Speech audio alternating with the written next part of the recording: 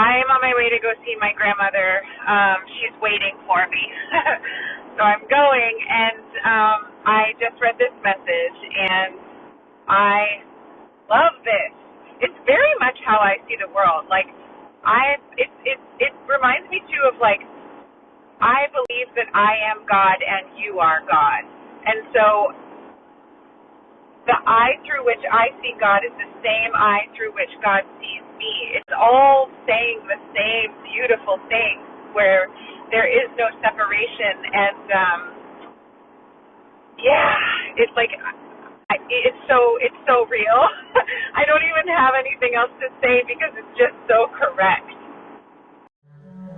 Welcome to Noticing, podcast about nothing and everything at the same time. To mark our 20th episode, Christina and I decided that it would be a good time to come back together again without a guest. So in this conversation, we talk about my upcoming move to Maine and what it's like to live on a continual edge. In the second part of the conversation, Christina talks about some truly transformative things that have been happening in her life.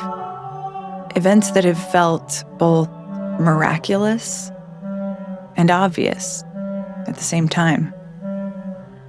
To allow for a little more space for my upcoming move, we're going to be taking a little bit of a break and coming back for the next episode on June 12th. And in the meantime, I hope you enjoy. We're back. We're back together. I know, it's just the two of us. Now we're at episode 20, right? Episode 20. It was nice. For a while it was like we established this together and it felt really good. And then it started to feel like maybe we could include some others.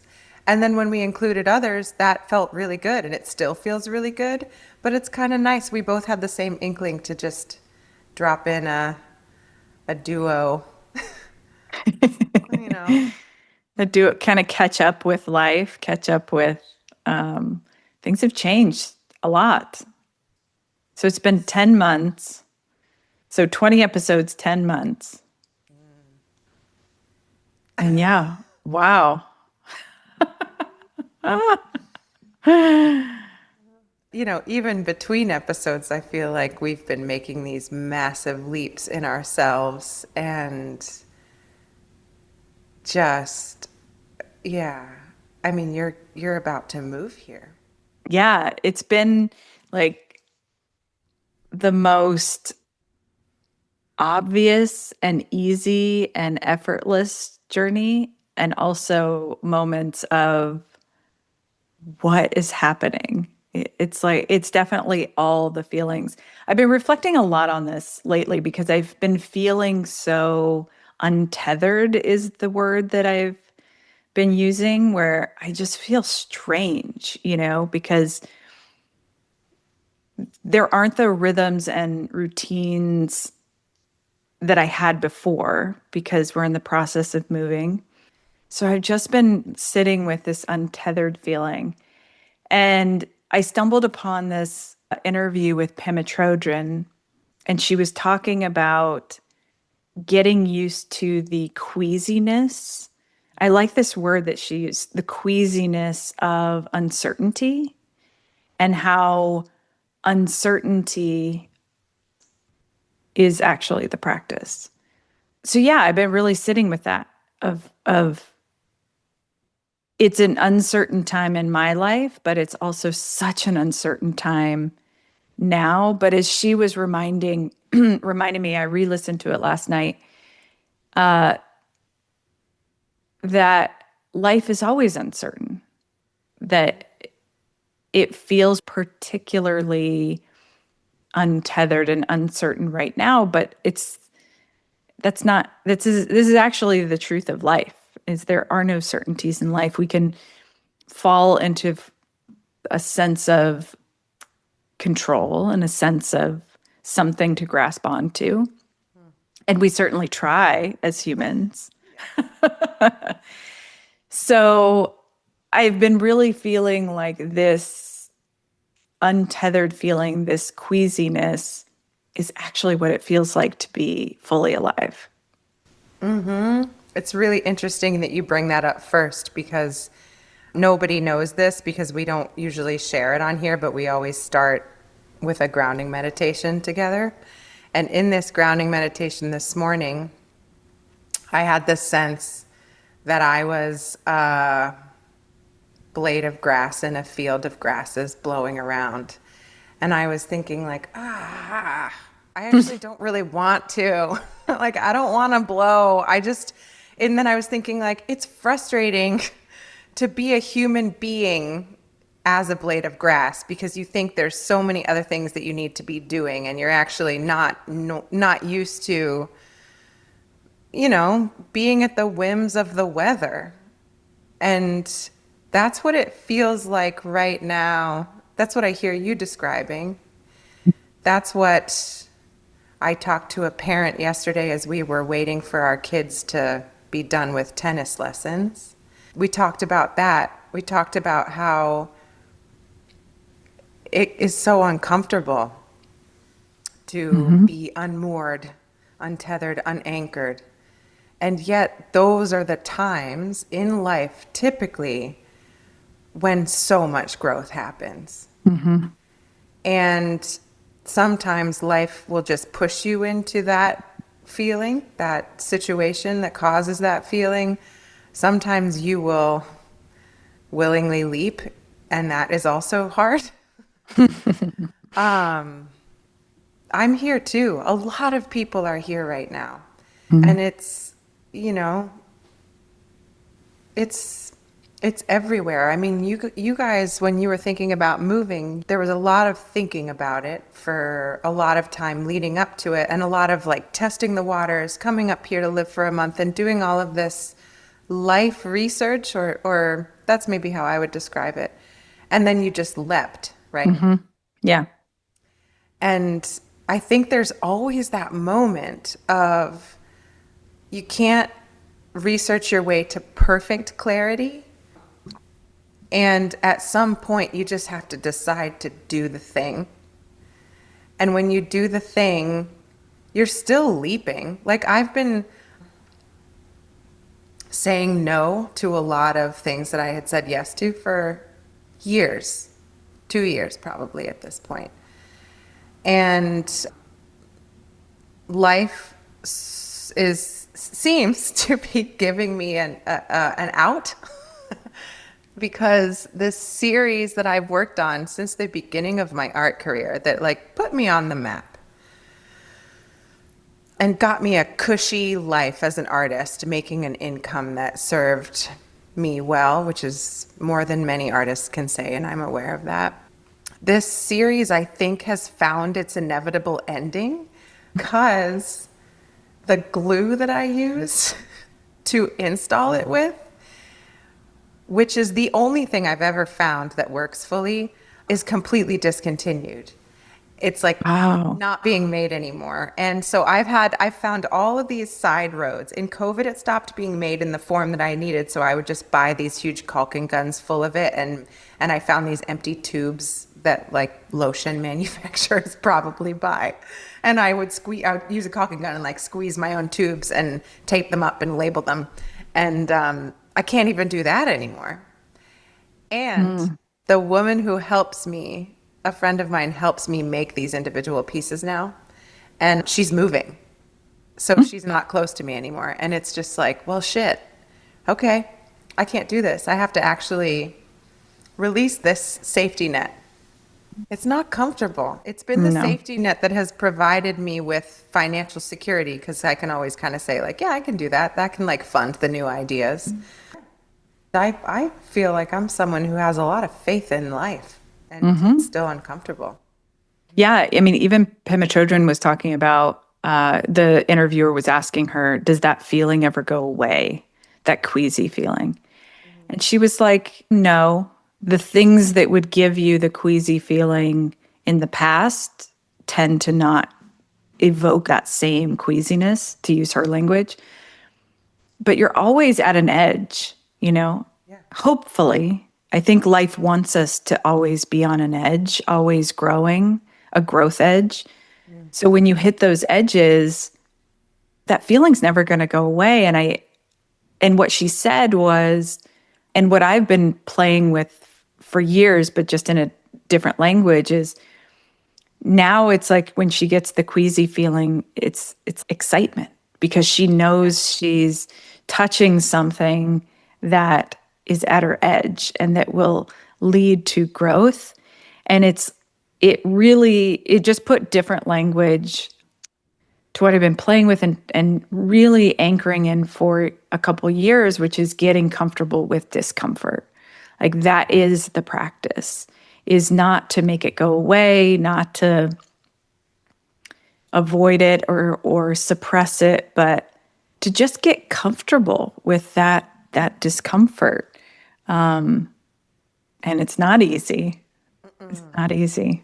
But you even use the term anchoring. You said you're anchoring in the ability to hold the discomfort of being unanchored, basically. Yeah. So it's a reframe. And I've practiced this too, and twins were the thing that really, really helped me practice that. But you know what's different now is, for me, I'm recognizing the last couple of weeks in particular, I have done a poor job of protecting my time.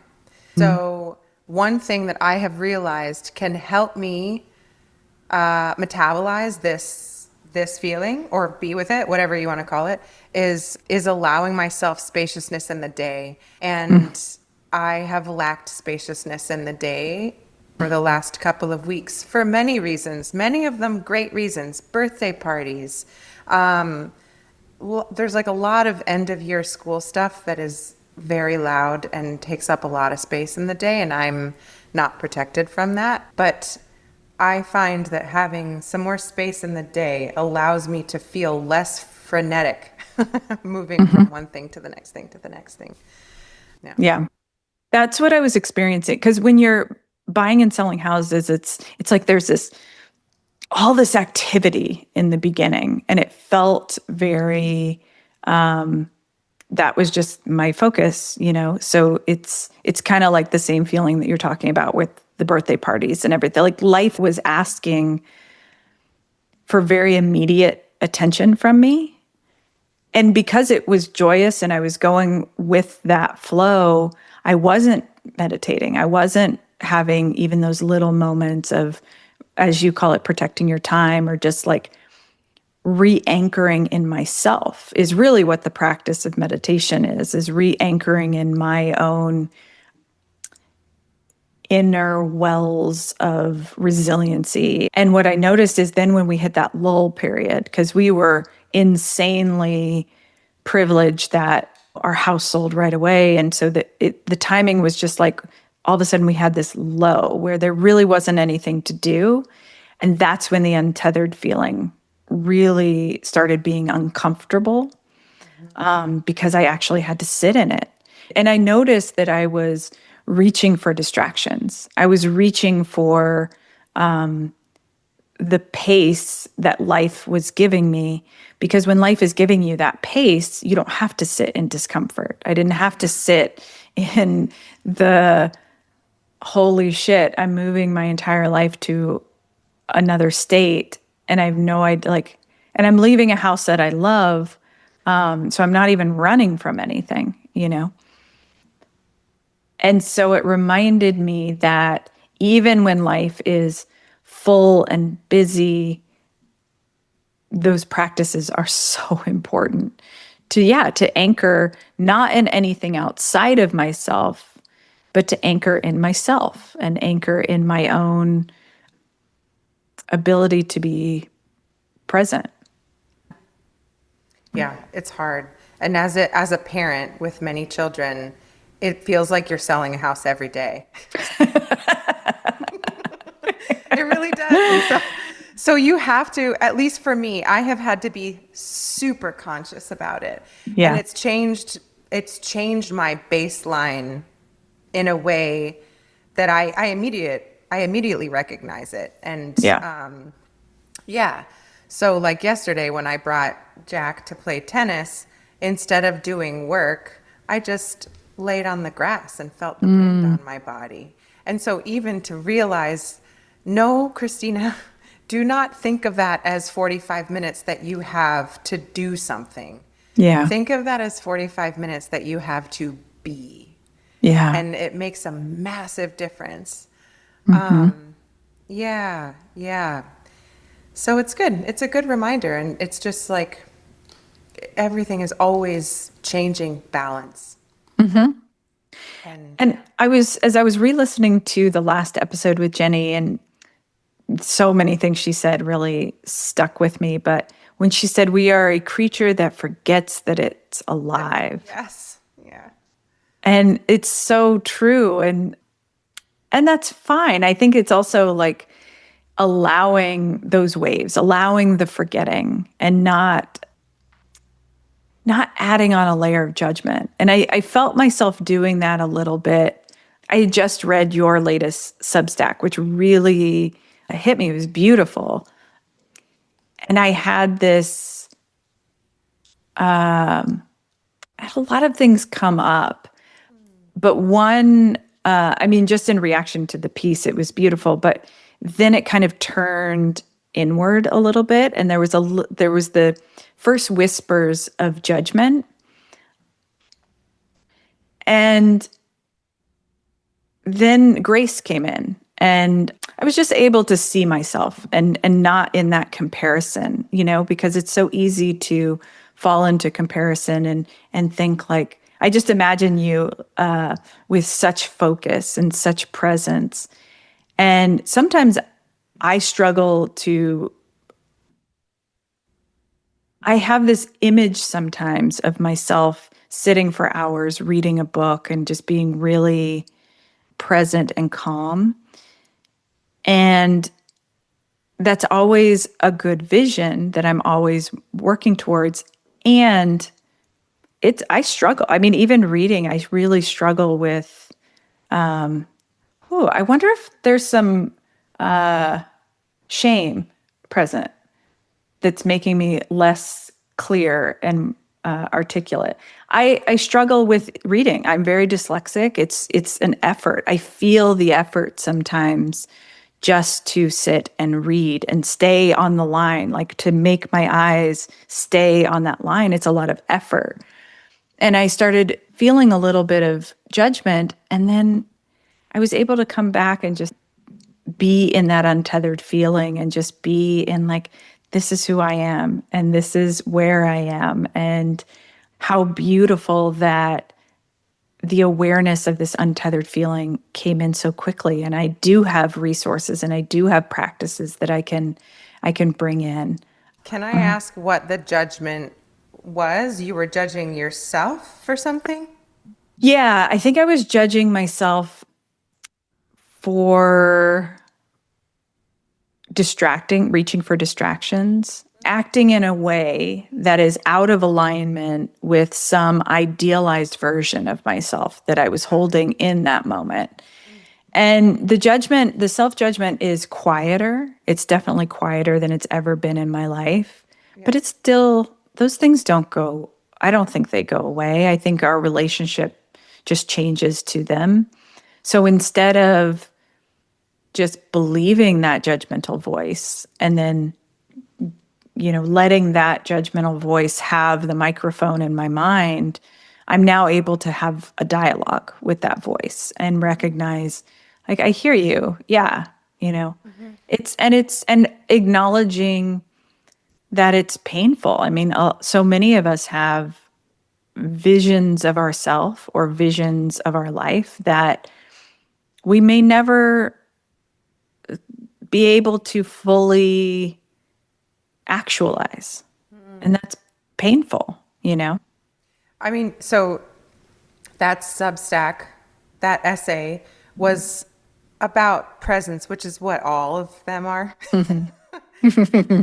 And I found those moments in a matter of, it was like a culmination of moments. One in the evening after the frenzy of putting kids to bed. And I went outside and everything was right in front of me. And it stops me. It stops me because I'm selling houses all day, right? every day. I'm Yeah. not a real estate agent, but you know what I mean. The metaphor pulls. And yeah, I was out there and I gave myself that time to sit and absorb everything around me. And I literally was singing to the robins. They were making a racket. And that's when I can be the blade of grass willingly because I choose it and it feels really good. And so then the next morning, there was like rain down the rain chain. I was noticing these narcissus bulbs that were bowing, and I was thinking, my God, they just rest because they just have to. Then all of these things, throughout the day, as things are busy, I will jot these little thoughts down somewhere in like a notebook or on a notes app on my phone or something, wherever I am, whatever I have around me. And they just sit there and wait patiently for me to be able to weave them into words, into essays that I might share, because that literally fills my body with a physical ache if I can't let it out. And so this particular essay, I was feeling this frenzy of Maycember, which is a term that parents know. And everything happens in May. And it's intense. And I recognized that I had not protected my time enough. And then I recognized that I had so many things on my to-do list for the studio to get these commissions out, which is a blessing that I even have that to complain about, right? And I just had to completely clear the morning so that I could get that out of my body. Because that was in my body saying like, please pay attention to me. That is also meditation for me, is writing down the things I notice. And so I'm saying this because it's not a constant flow and presence and focus. I feel waves of enlightenment every day. And I think I'm supposed to share that in this life, even if it makes someone uncomfortable. And I also recognize that waves of enlightenment are just waves. They're not consistent. They're not, or rather they are consistent, they're not constant. Because you wouldn't be able to feel them if they were constant. Yeah. Like when I was sitting on my back porch listening to the robins and the peepers, I was having a transcendent experience for about 5 minutes. And I think transcendent experiences don't typically flow as often when I'm really busy. Sometimes they do, and they're a little shocking then, but the most transcendent things I've experienced have been when I am slow. You're reminding me a little bit of what the judgment was. That feeling that you describe, it was like gnawing at your belly, that it had to come out. I feel that all the time. I haven't quite found exactly the right way to let it out consistently. So this is the lesson, right? This was the dialogue. I could have sat in that, and I could have sat in the judgment and turned it inward as there's something wrong with me or I'm not good enough. Instead, I started to talk to it and opening up my aperture of possibility and of looking at my current situation with clear eyes was like, Becky, this isn't the time to like get to know your local robins. We're in a different time. Like this was kind of the dialogue. Yeah. And then remembering why we're doing this move in the first place. That life is pulling me towards this move to set up the conditions so that I might have a better outlet. So I might have, maybe will be more resourced so that I can touch or express these things that I feel so deeply that are gnawing at my or pulling at my belly and want to get out but don't know how to get out yet. That's why I'm moving. So it was like this dialogue to pull myself out of this binary thinking of I'm bad or I'm good or I'm, capable or not, and into a place of the seeds are there, and it's uncomfortable waiting for things to grow for me. Absolutely, it is. I would think that would be a universal truth, honestly. This is an interesting point that you're making. You're reflecting something that's so I felt a physical relief. I would call that like for me it feels like creative energy in my body that wants to come out, and I have many avenues to release that, and I always have. And a difficult part for me has been having to focus on a few of them to make them really work, or I don't know. I'm just one person with like 365 days in a year and 24 hours a day and 3 children and things. So I had to focus them. But it's it's interesting to hear you say that you have that feeling all the time and you don't know how to let it out. Not always. There's moments, but right now in particular, it feels very trapped in my body. Yeah, because then I'm thinking too, like communing with the robin is also enough. And I'm wondering if I couldn't express that communion somehow, would it be enough? Yeah, I'm sitting with that a little bit because I think there is a part of me that deeply feeling, allowing the world to move through me in just expressing it in emotions, feeling it fully. I was asking myself that too. Is this enough? Or can it be enough for now? Totally. Because what do you think you will find in Maine? What do you suspect you will find in Maine that will change this reality for you so that the urges will be able to come out? Like, what does moving do that? You know what I mean? Mm-hmm. That's the end question of this, because I'm thinking, I'll just leave that question actually for you to think about. Yeah. I mean, the first thing that came to mind was the ocean. I think my whole being is being called to the water and to the ocean. And it's one of those things where it's not logical. There's just something about that land that inspires me and helps me feel alive. I was even reflecting on, it's windy. We're going to be right by the coast. It's very windy there. And wind has always been the one element that made me the most uncomfortable. I have sensitive ears. It hurts my ears. It messes up my hair. These are real things. These are real things. And I thought it was very interesting reflecting on why am I going there? And it's an edge. It's a growth edge. It's putting my body in the ocean consistently, which nothing makes me feel more alive, but I don't have consistent access to it here.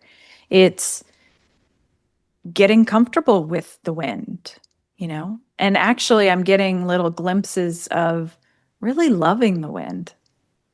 And I find that often when there's things that I experience some resistance to, there's something on the other side. There's something big. It's a growth edge. It's that queasiness that Pema Chodron was talking about. And on the other side of it is growth, is a new version of me that I can't even tell you what that version is, but I feel this pull towards it. And I feel there's something there. I don't know what it is, but I feel something. Yeah. Yeah, that's what I think that's sort of what I was getting at, is that it was described at the beginning of this part of the conversation as like that's where your creative, felt like that's where like your creative energy can be released. And I wonder if it will just put you more in touch with life, like with a friend of mine who I was talking to her about Maine. She lives here too. And she was like, Maine is my soul hospital. And I love that, because there was something that happened for me when I moved here where everything started feeling correct, like really correct. And this is where I know I want to root, and I have rooted, and I'm still rooting. And she mentioned this book that she was reading, and the man who wrote it was talking about how geography is fate. Like, think about that. Geography as fate. If you believe in fate, it could mean that where you are destined to go is where you blossom. That's what this has felt like to me. I saw this house online and it had been there for a while, and I got a feeling, and then we walked into it and it was a feeling. And ever since then, it's just been like, am I going to, like, how can I possibly feel more awake than I already do and alive than I already do? And it continues to deepen. And then I think about it as, if I think about geography as fate, it's an interesting thought, because I guarantee you I wouldn't feel like this in LA. It's not where I'm supposed to be. And there is a particular edge about being here, especially like if you're talking about being uncomfortable in the wind, it's like, and the ocean, and you combine those two, my goodness. Choosing to swim in the ocean all year, you're met with something new every time. And it's crazy. You can have freezing cold ocean that hits you in the face as you're walking into it. Yeah, it'll be really interesting. I'm really excited to see like how that happens, what that changes in you or deepens in you. Yeah. Yeah. And I'm not moving into it with any expectations, but just a lot of curiosity. Maine does feel like continual edge, because the ocean does change every single day, you know? And so it's like meeting that edge as practice, you know? It is what Pema Chodron was talking about, of using the uncertainty as the practice. Getting into the cold ocean every day is uncertainty. You don't know what the water's going to bring that day. And it's like a meditation practice that it keeps those muscles from atrophy, you know, because you're constantly flexing them every single day. And I'm excited for that.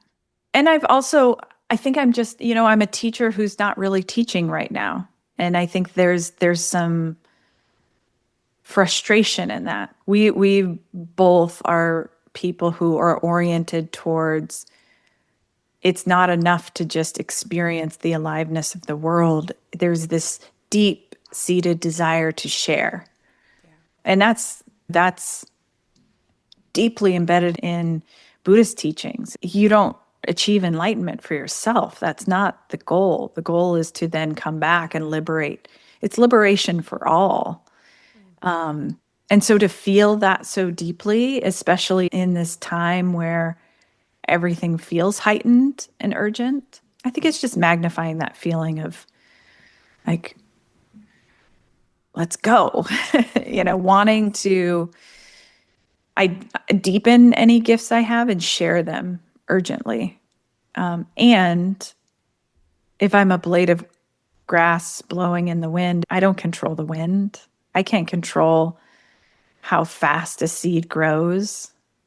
And that's the discomfort, is to just sit in the frustration and let it teach me. Let it point me to, oh, this is really important. It's really important that I have outlets and not distract myself. It's all new. It's all new. That's what I'm very grateful. I'm so grateful for a lot of things, but I never want to feel so stagnant, or I just don't want those muscles of growth, the muscles that you need for growth. And I don't mean physical muscles, obviously. I mean muscles of resiliency, and I want my system to stay nimble and lubricated. Yeah. I want my system to stay lubricated enough so when life calls me towards something big, a big change, that I have the resources inner resources to say yes. And I think a lot about these themes of like, I think it started when I shared that image with you of the scientist who did a 3D model of the universe. Mm-hmm. And we looked at that image and it looked like fabric. I saw fascia. I saw the interstitium. The interstitium in the darkness, in the spaces between. I saw the neural pathways connecting, everything connecting in these webs. When we were talking with Jenny, we were talking about the roles we all play in this ecosystem, in the web of life. But even like a literal web, like everything being connected. And yeah, you see reflections of that in our body, in like our fascia gets tight. You lose that lubrication. You lose that elasticity to grow and flex. And I think there's an energetic flexibility that's needed too. But when you're not, it's just like when you sit all day and you're not moving your body and your fascia gets tight, which makes physical movement harder. I think the same thing happens on the energetic level when we're not stretching and growing ourselves in our vulnerability, in our learning new things. Things can get tight, and then it does make it harder. Just like, I've been sitting a lot lately and I haven't been stretching. I haven't been moving my body. So doing things with my physical body is harder. And some things would be impossible now that I could have done 20 years ago. It's the same thing on an energetic level. So I'm just feeling so grateful for all of the mental, emotional, energetic exercising that I've been doing over the years that makes this possible. To uproot our life and move to another state where we don't know anyone. I'm not moving to your town. I'm moving to Maine, but not next door to my dear friend. We don't know anyone there. It's scary. So building those muscles, having those daily practices of getting into the ocean, getting into uncertainty, I think is so important. So important. Yeah.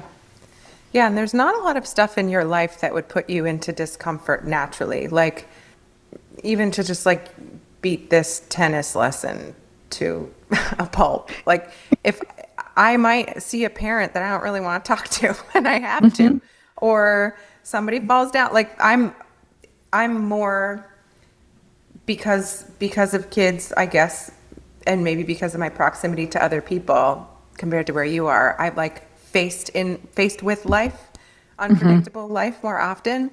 And so I think it's really admirable what you're doing, because you could just stay in your really comfy life where you are there. That has served you so well so that you can feel brave and ready to like do this big new thing. You could totally choose to just keep doing that, but you're not. You're choosing to kind of like blow up your life in a really cool way.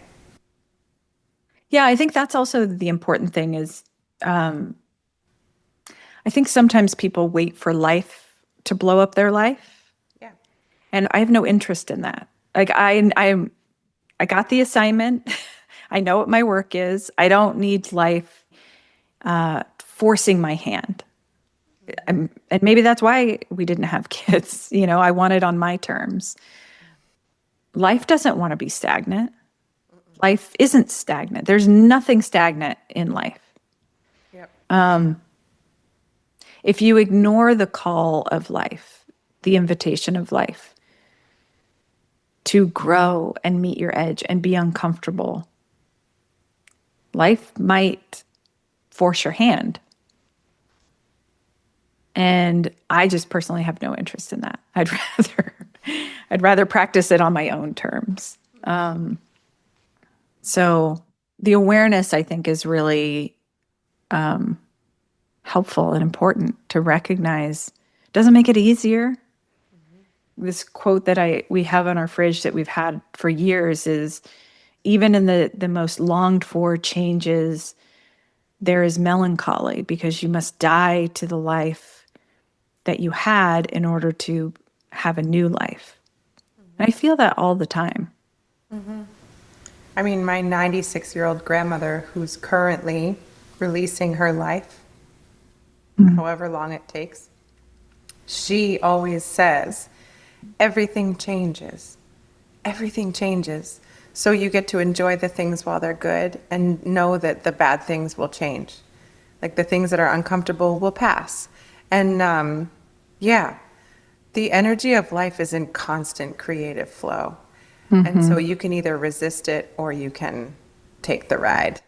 But the ride will make you queasy. And so it's building up that tolerance for queasiness. Beautiful. So Christina. Yeah. In the times we've been talking to others and not catching up, your life is changed. We've been talking a lot about the upcoming changes of my life, but your life has changed a lot. Yeah. I am in the throes of change. Like, if I could put a metaphor to it, because I love metaphors. I feel like I am like in a really nice tube in a thrashing river. Ooh. Is what it feels like. A tube in a thrashing river. Yeah, like, wow, hopefully, okay. Or like last night when I was laying down on the grass enjoying my being and not doing, I saw a crow. It was very windy because it was right on the coast, and I saw a crow flying through the air. And the crow was like, crow, caw, and it was like trying to fly. And crows are quite stubborn, and so it was like really trying to assert its flight. And the wind was just like, and the crow would like falter a little bit and then keep flying, because that's what it's supposed to do. That's a little bit how I feel. So I alluded to this a couple of episodes ago, maybe before we started talking to other people.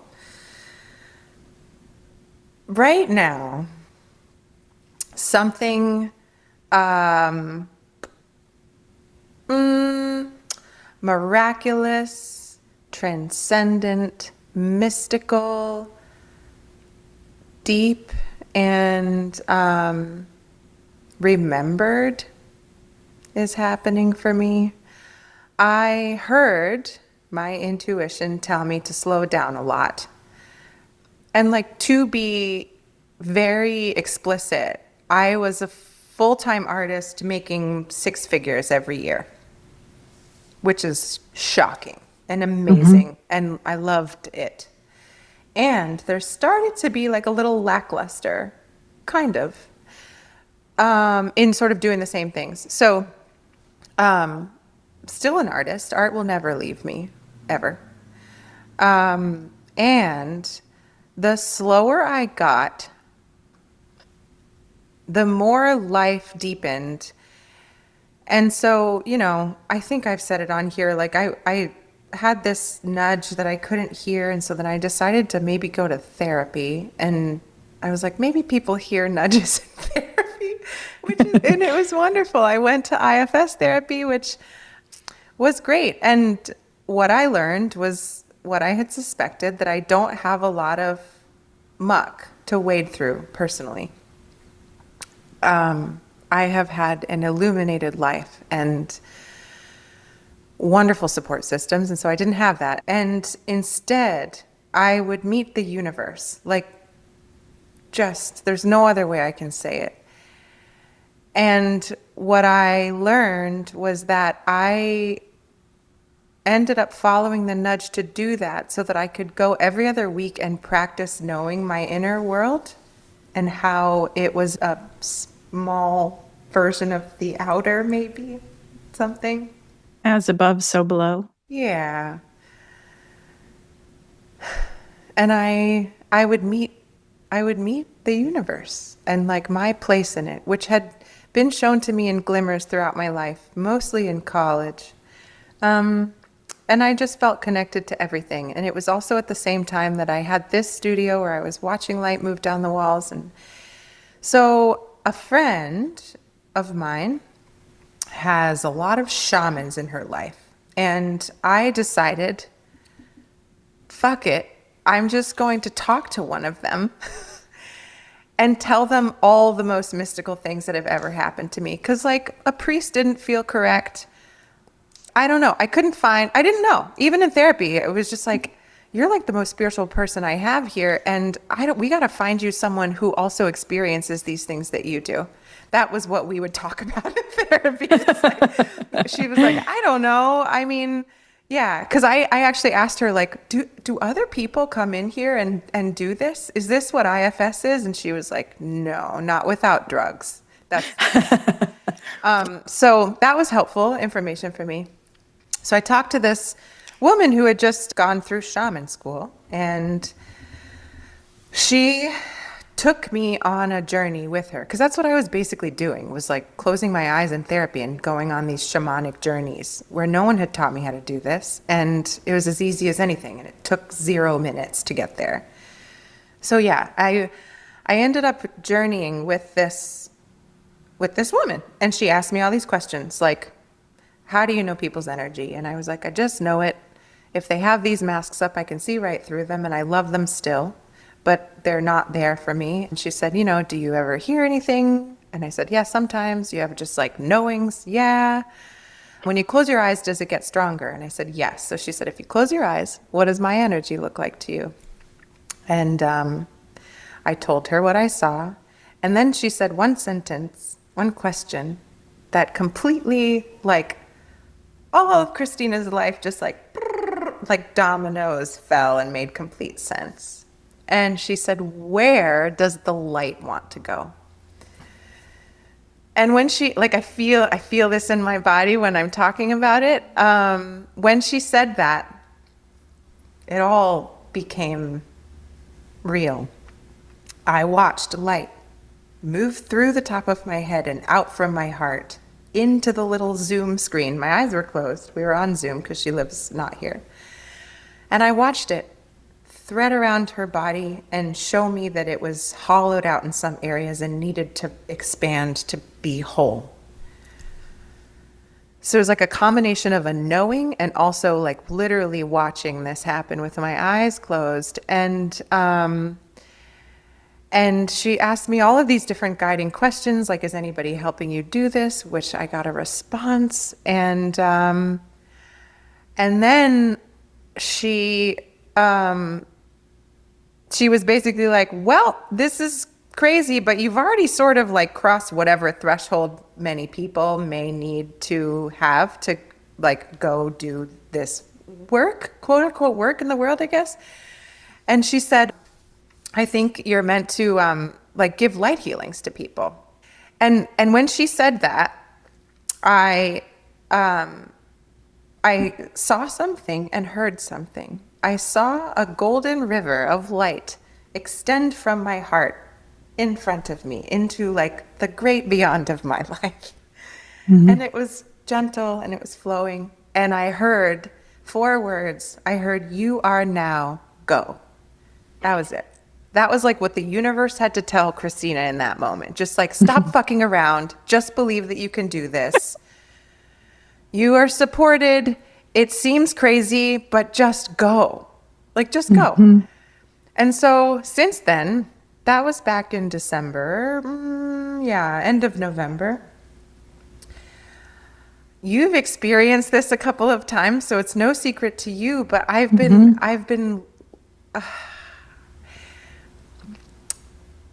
I had a dream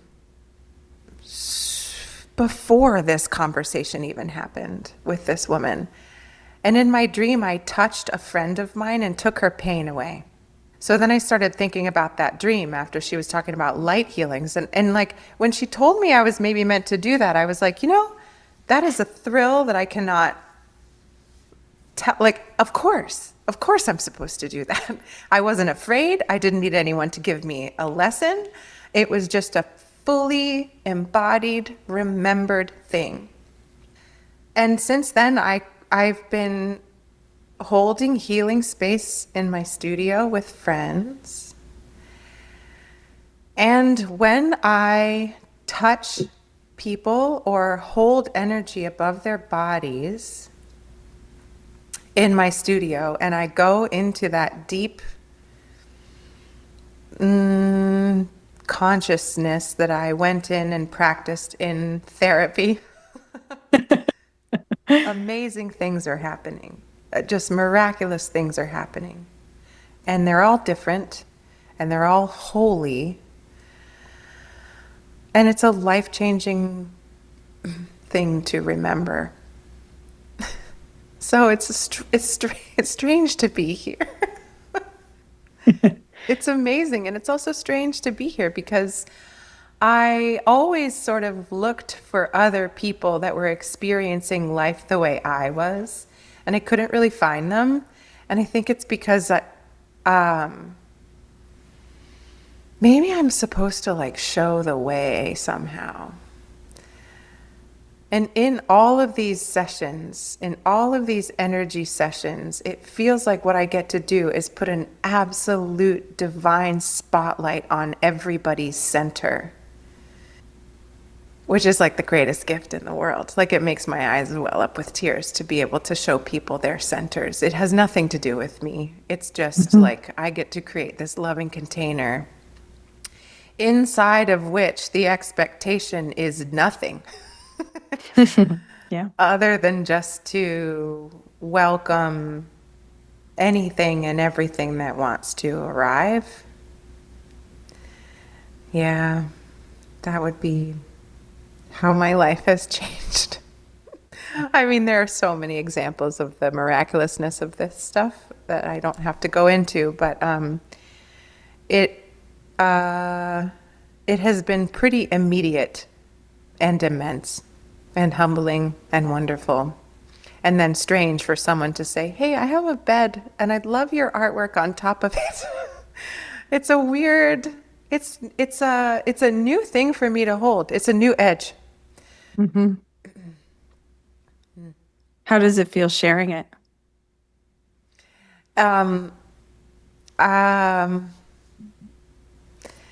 It feels brave and like something I'm practicing. We've had probably 10 conversations since I discovered this. And I knew, it was so potent to the first 2 people that I did this with, that they immediately had like a list of people that they wanted to share about it with. And I was reserved in that I realized the potency of this thing and that I don't immediately want to scrap everything and only do this, Yeah. Yeah. I am, but sharing this feels essential to it. I have to.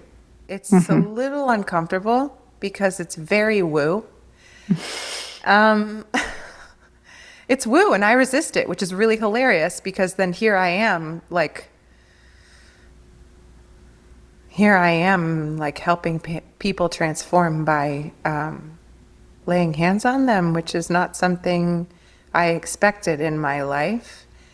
And still, everyone that I've told has said, obviously. Well, as you were speaking and you were naming the mysticism that you're experiencing, I thought back to that podcast that you just shared with me.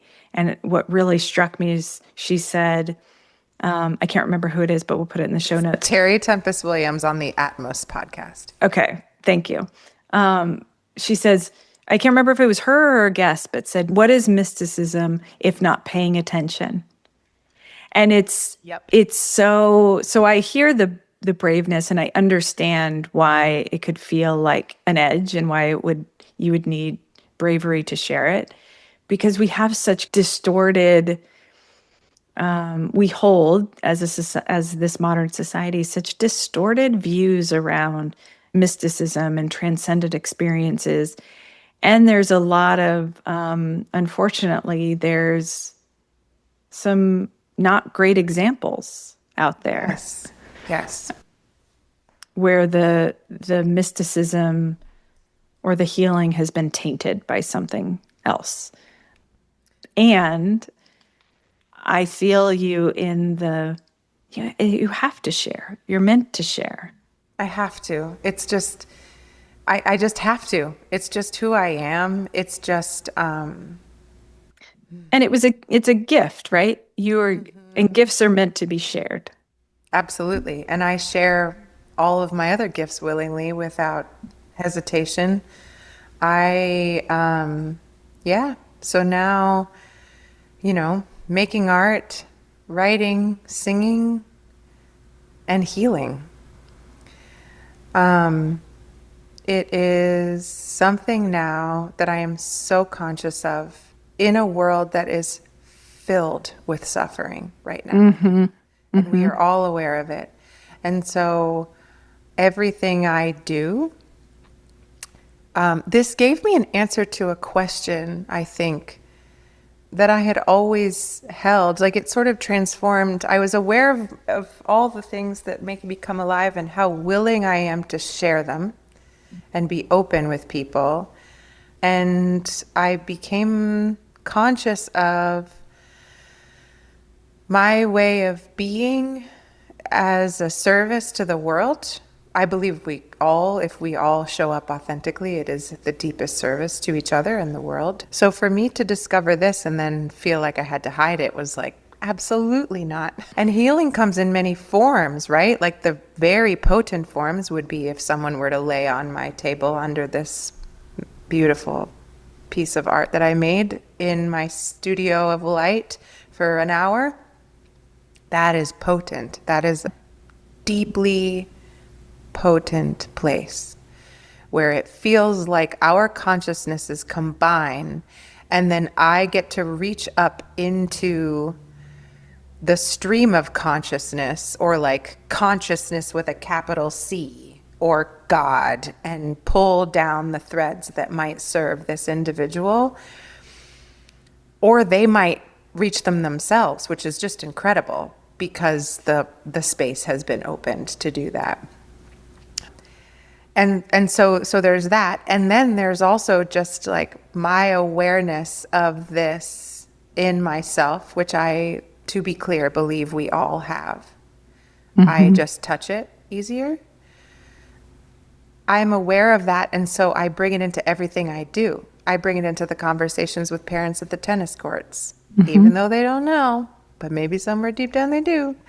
I bring it into my writing, the reading of the writing. I bring it into everything. I bless the work I make when I send it away now. There were questions that I had, there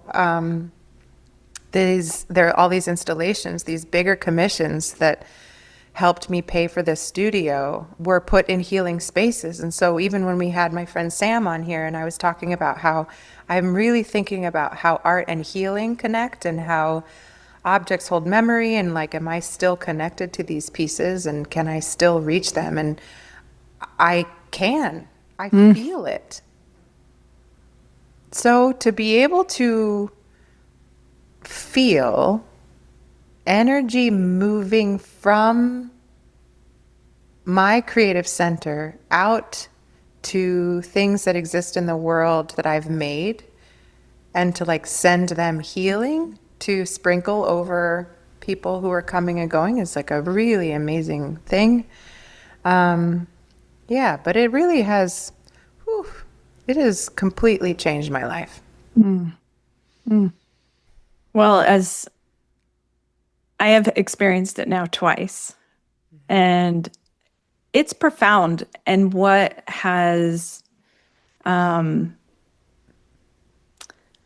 struck me the most, but didn't surprise me, is how little of you there is involved. I think that's that was the most profound for me on a couple levels. First of all, it's just to receive unconditional love from Source, not from you. It's not from me. It's not from you. You use the term the hollow bone, that you feel like a hollow bone. And being on your table, that's what I felt. Just light. I don't experience it as light. I experience it as just love, unconditional love, and a feeling. So it's profound to just receive that, because so often we don't. Because you are able, Christina, to hold such unconditional love, such direct from Source. And you've said this before, it's like you're just holding people in that light, that feeling. And I think it's in the holding that gives the receiver, gave me the stability to actually receive.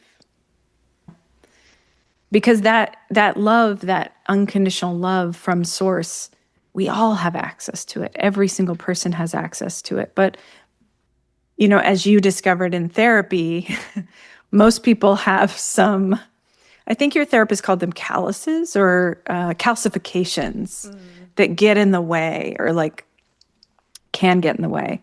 And I found it so profound to witness you as Christina, trusting yourself and trusting life so much to allow whatever wanted to come through. And that was really profound to witness. So you and I have talked a lot about, you are meant to serve as a beacon. I think you already said basically those words. And I see that, I feel that 100%. Because we need people to show us what's possible. Yeah. And then I think that the important thing to remember, and what I really practice, is that you're showing us what's possible for all of us. Yeah. And I took this to an actual practice recently when I went into New York City to kind of say a little goodbye, not goodbye forever, but goodbye to the access. Right now I can just take a train. And I had connected the dots recently that you, Christina, see the divinity in everyone. You see that part of Source that lives in every single one of us, that lives in the robin, that lives in the rain falling down your metal chain. You naturally see the divinity in everything. But I can practice it. It may not come natural to me, but I can practice. And I was practicing that day. I intentionally decided, I am going to practice seeing the divinity in everything today.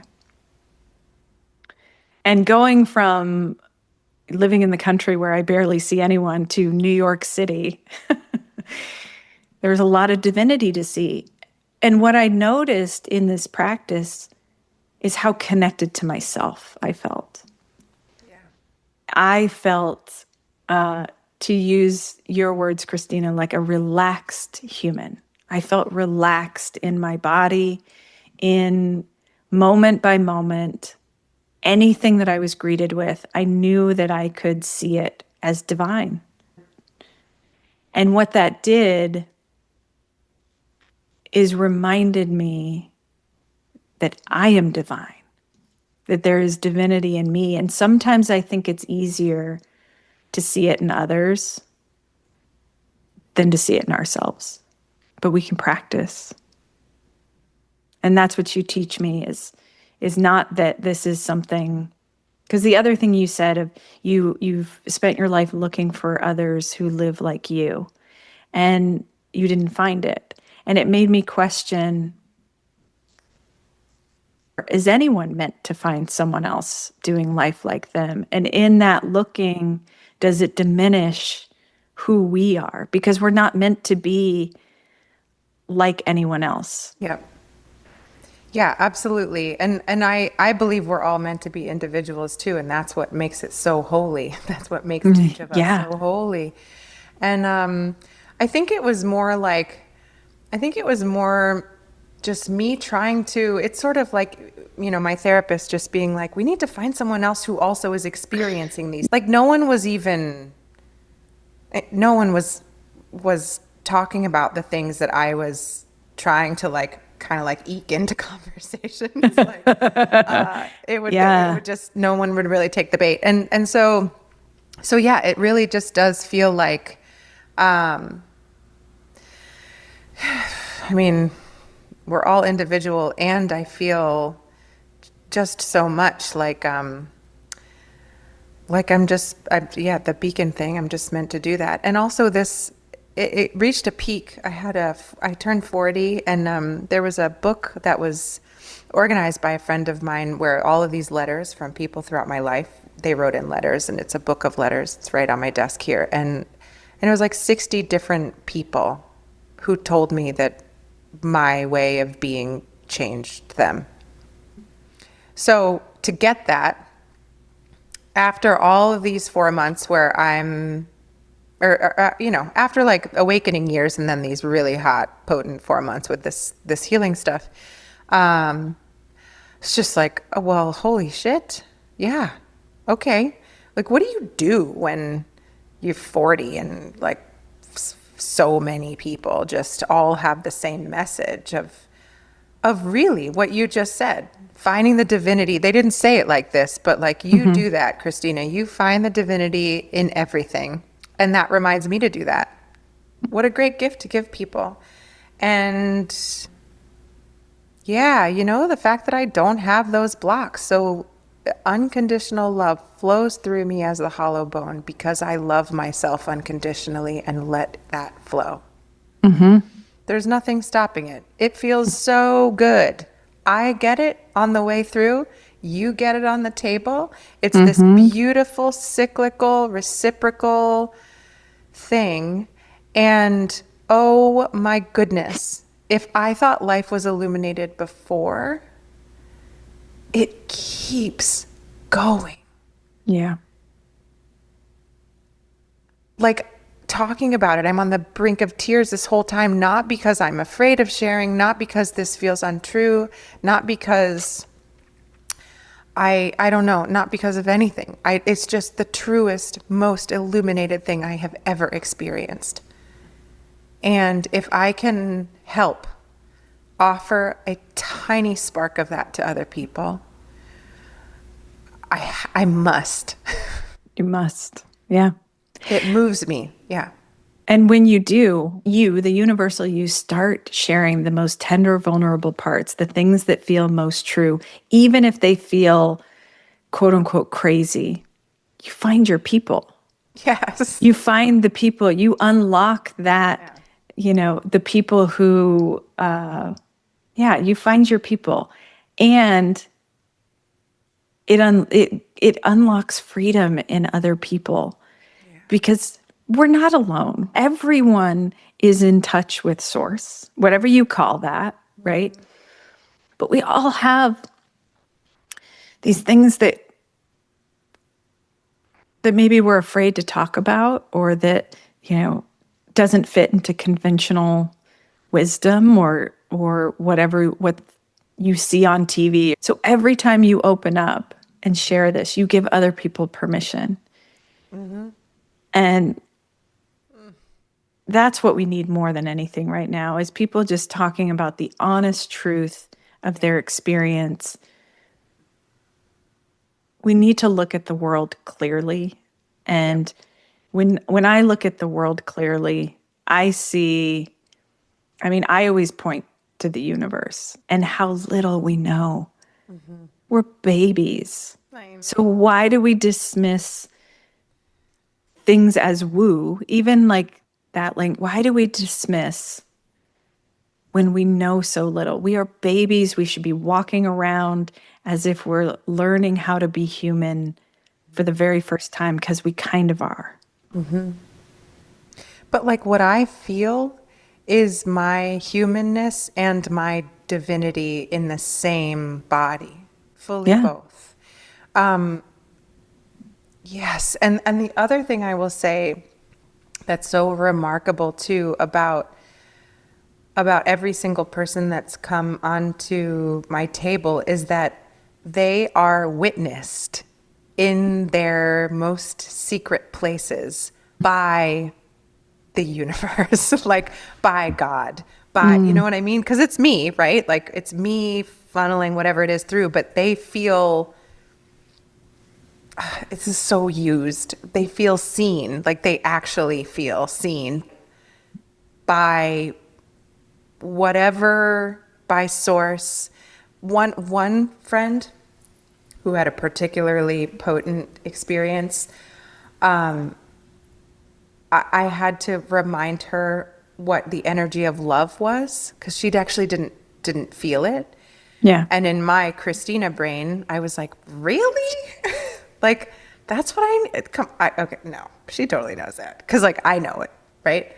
But it was, I know, you're rolling your eyes, but this is important for me to recognize. So I needed to get out of the way to realize, because I was literally hearing in my ears, tell her this is what the energy of love feels like. And then there were lots of beautiful things that happened for her. And then at the end, she was just sobbing, and she was like, I never went to church, but I've never felt like this, and I felt like I just met God, was literally the only thing she could say. Yeah. And so I've witnessed this in many people where that's what their experience is, and it's kind of like you can't speak it. You feel it. It's like an embodied experience of being witnessed through some greater benevolent power source. Power is the wrong word. Benevolent source. It feels, yeah. And then to have experienced something like that, then you're like, oh, I just felt myself completely. I can't ignore that. And so then you get to go out and feel your own, the fullness of your being as it's supposed to be. Mm-hmm. And hopefully choose the most aligned path to serve that beautiful individual self that you are. Yeah. I'm wondering, because you're saying it's a witnessing from source, being witnessed by source. And I wonder if it's actually them fully witnessing themselves as source. That's probably a better way to put it. Yeah, I think of it as I think it's both. It's like how you and I hold a mirror to each other. If there's some unseen benevolence that is witnessing them and showing them themselves in an embodied way. Yeah. You can't unknow that. You cannot unfeel that. Yeah. You could forget. And then you could remember in different ways. Sure, absolutely. Yes. Yeah. Yes. But I agree. It's like you've opened a door or you've shined a light. You've changed something. Mm-hmm. And you could go back asleep and forget. And if you don't practice it, I think you will, you know. Yeah. But yeah, it opens a door and gives you a different perspective.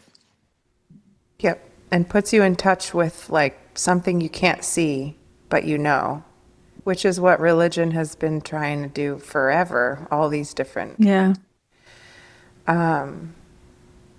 Yeah. So I have to get out of the way of that too. Like, I have to get out of the way of thinking that it has to fit in a certain box. Yeah. Thanks for letting me talk about it. Thank you for sharing. It's pretty powerful. It's very powerful. Yeah. It's very profound. It's been very profound to witness and to experience. And it just, like I said, the talking about it gives me permission to not self-censor, to listen to the things that feel true and share them without reservation. Mm-hmm. May we all do that. Mm-hmm.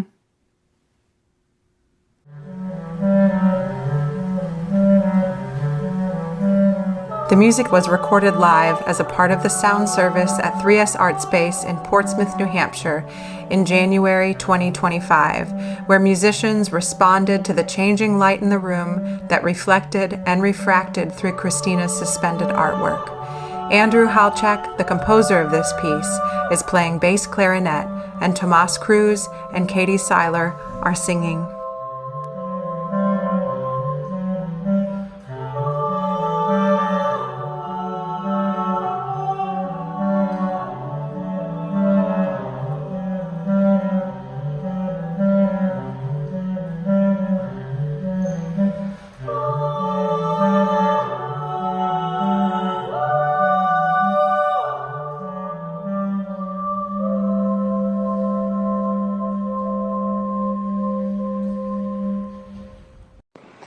Definitely don't crash. I can look it up my own. And I can't wait to listen. I'm going to listen on my drive back home from the park. I could not agree with you more. I am so proud and honored to be having the kind of conversations we're having.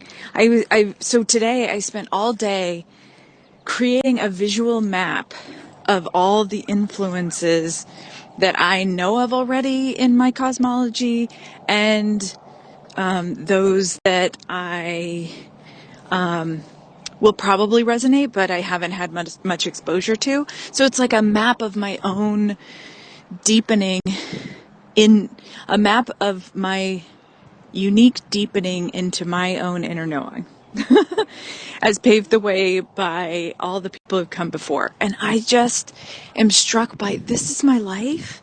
This is what I get to do. And it is the work of our time. And yet it's so fascinating to me that because it doesn't make money, because it's not viewed as quote unquote productive, I can still fall into that trap of thinking like, this isn't real life or this isn't valuable. And this that I'm talking about is talking about what is life? What is reality? Why are we here? These are the biggest questions we could possibly be sitting in. And yet it's fascinating how predominant the programming is to convince us that that's not a worthwhile endeavor. So yes, I am so proud and honored to be in this space with you and having these conversations and normalizing these conversations, normalizing that it's worthy of our time and attention. Because what else is, if not this, you know? I love you so.